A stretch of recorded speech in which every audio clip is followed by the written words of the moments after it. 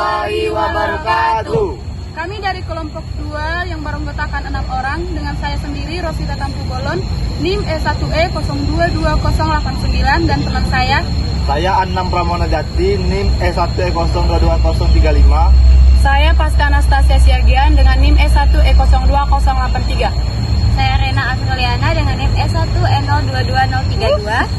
Saya Rafiq Hidayat dengan NIM E1E022001. Saya dengan Susilo Ardi Purnomo dengan NIM E1E022014. Di sini kami akan menjelaskan tentang hasil dari praktikum kami kemarin.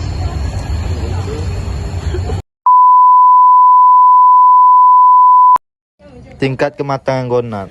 Tingkat kematangan gonan merupakan kelompok kematangan gonan ikan berdasarkan perubahan-perubahan yang terjadi pada gonan. Pada praktikum yang kami lakukan, kami melihat tingkat kematangan gonan pada ikan mas dan ikan lele.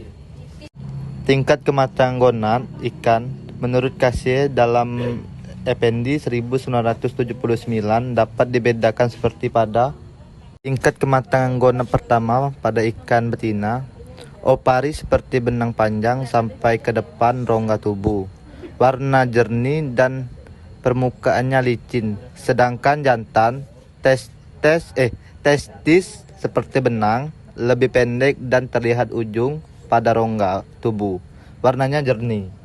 Pada TKG kedua, ukuran opari lebih besar, warna lebih gelap, kekuning-kuningan, telur belum terlihat jelas dengan mata.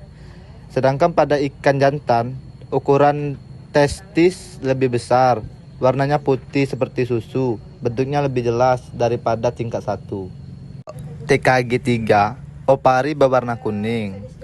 Secara morfologi, telur mulai kelihatan butirannya dengan mata. Ikan jantan, permukaan testis tampak bergerigi, warna makin putih, testis makin besar, kalau diawetkan mudah putus. Pada TKG 4, opari makin besar, telur berwarna kuning, mudah dipisahkan.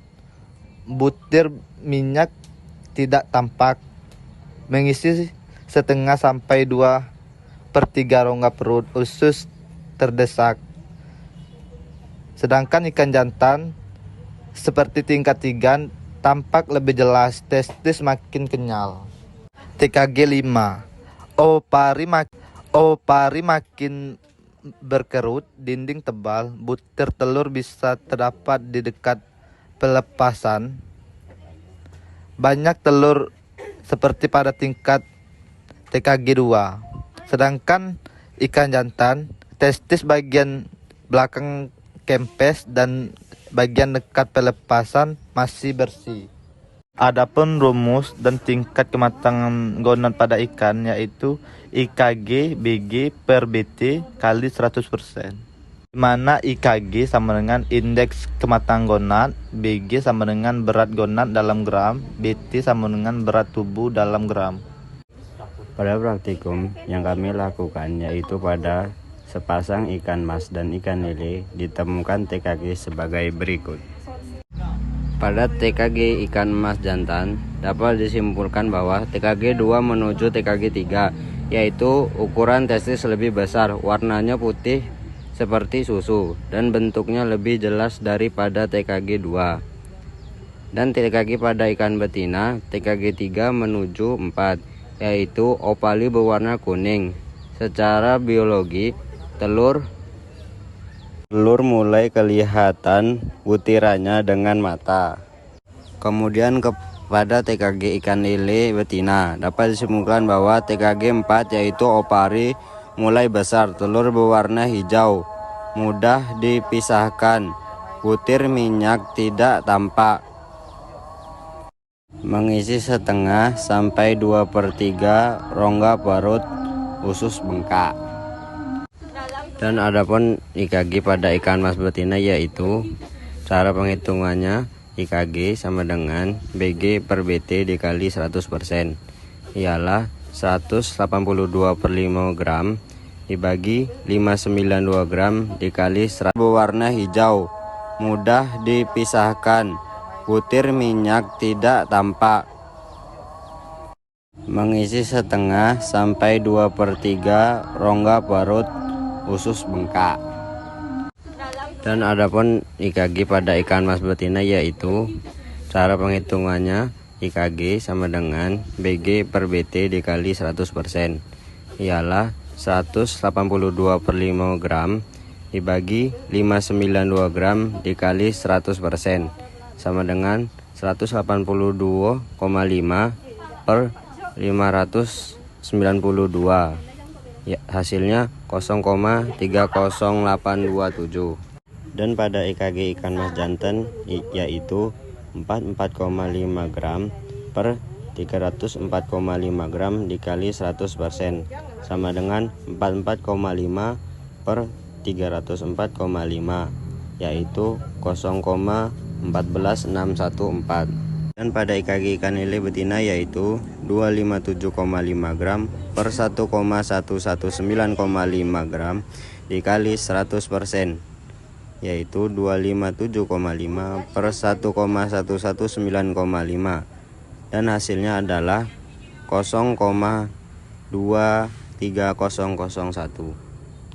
Dan pada IKG ikan lele jantan yaitu 6/6,67 dikali 100%, yaitu 6/6,67 sama dengan 0,89955. Menurut Drawijaya dan Haryono tahun 2001, faktor-faktor yang mempengaruhi fekunditas adalah faktor-faktor lingkungan fisik maupun kimia. Juga diukur meliputi suhu air, pH, oksigen terlarut, CO2 bebas, alkalinitas dan kesadahan dan juga kecerahan. Menurut Nikolsky dalam Sumandatinita tahun 1981, menamakan fekunditas yang menunjukkan jumlah telur yang dikandung individu ikan disebut sebagai fekunditas mutlak, sedangkan jumlah telur persatuan berat atau panjang ikan disebut sebagai fekunditas relatif. Fekunditas ikan dapat dihitung dengan beberapa cara, yaitu metode jumlah, metode volumetrik, dan metode gravimetrik. Fekunditas dihitung dengan menggunakan rumus dari Nikolsky tahun 1963, yaitu F sama dengan F per G kali G. F jumlah telur, G berat telur, G berat seluruh gonad. Pada praktikum yang kami lakukan pada perhitungan fekunditas ikan mas betina, di mana dengan menggunakan rumus F sama dengan F per G dikali G. F sama dengan 1540 per 3,5 dikali 182,5 sama dengan 80,300. Sedangkan pada fekunditas ikan lele betina, di mana dengan menggunakan rumus F sama dengan F per G dikali G. 2. Penghitungan panjang pada ikan mas betina yaitu 29,5 cm, sedangkan pada ikan mas jantan memiliki panjang 24 cm. Pada ikan lele, pada ikan betinanya memiliki panjang 52 cm, sedangkan pada ikan jantannya memiliki panjang 28 cm. Di sini saya akan membahas pertumbuhan ikan. Pertumbuhan ikan adalah perubahan ukuran, dapat berupa panjang atau bobot dalam waktu tertentu. Jadi, untuk menghitung pertumbuhan diperlukan data panjang atau bobot dan umur atau waktu. Pola pertumbuhan ikan dapat dibagi menjadi 3. Yang pertama, bila harga koefisien registrasinya lebih kecil dari 3, maka pertumbuhan panjang ikan tersebut lebih cepat dari pertumbuhan bobotnya dan disebut dengan alometrik negatif. Kedua, bila harga koefisien registrasinya sama dengan 3, maka pertumbuhan panjang ikan tersebut sama dengan pertumbuhan bobotnya dan disebut dengan isometrik. Dan yang ketiga, bila harga koefisien registrasinya lebih besar dari 3, maka pertumbuhan bobot ikan tersebut lebih cepat dari pertumbuhan panjangnya dan disebut dengan alometrik positif. Faktor yang mempengaruhi pertumbuhan ikan. Pertumbuhan ikan dipengaruhi oleh 2 faktor, yaitu faktor internal yang meliputi genetik dan kondisi fisiologi ikan, serta faktor eksternal yang berhubungan dengan lingkungan. Faktor eksternal tersebut yaitu komposisi, kualitas kimia dan fisika air, bahan buang metabolis, ketersediaan pakan, dan penyakit. Selanjutnya, pembahasan pertumbuhan ikan akan dibahas oleh Saudara Rena. Pada praktikum pertumbuhan ikan, alat dan bahan yang digunakan adalah 30 ekor ikan seluang, timbangan elektrik, talengan, alas, dan penggaris.